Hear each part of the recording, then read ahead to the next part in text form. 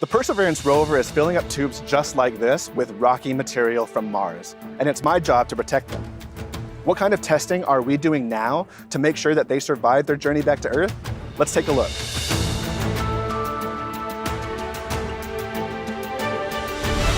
We are close to the base of a nearly 90-foot drop tower here at NASA's Jet Propulsion Laboratory. Places like this are designed to help test out NASA's most ambitious campaign to date, Mars sample return. I'm Raquel Villanueva here with Aaron Yazzie. He's in charge of keeping the sample tubes safe on their journey home. So Aaron, what's the plan for Mars sample return? Mars sample return is the next leg in us being able to bring back rocky samples from Mars to Earth so that we can study them here and look for signs of ancient life. What kind of testing is being done here at JPL to prepare the sample tubes for their journey back to Earth? The sample tubes have already gone through a lot of testing to date, but we're going to continue testing to make sure that they can survive every leg of this mission. Some of them involved mimicking Mars's environment, practice robotic handling of the tubes, making sure that they can survive each of those steps, the launch environment, the landing environment. Speaking of final descent back to Earth, that's what the engineers are working on behind us. Can you tell us a little bit more about those tests?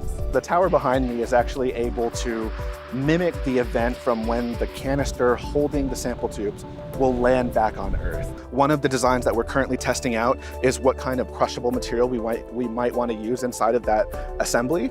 So this right here is actually a piece of titanium crushable that we're going to use with this mass simulator to see how best to cradle and protect these tubes when they land back on Earth. What is being done to ensure that this is a successful campaign?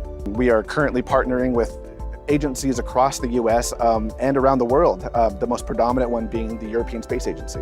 We're actually working on building 100 more test tubes that we can distribute to all these teams so they can do all their testing and ensure that everything will work like they designed it to. What are you most excited about when it comes to Mars sample return? I am really excited about all the information that these little rock samples hold inside them, and especially the exciting probability that we could find ancient life.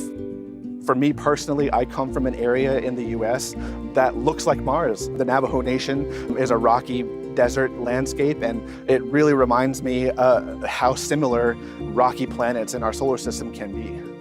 It's a very cool perspective to bring with you. Thank you for your time, Aaron. Thank you. And NASA is sending your name to Mars. So if you'd like to get a boarding pass like Aaron has right here, please follow the link below. And to keep up with the latest updates, follow at NASA JPL and at NASA Mars, or take a deeper dive on the mission websites at mars.nasa.gov.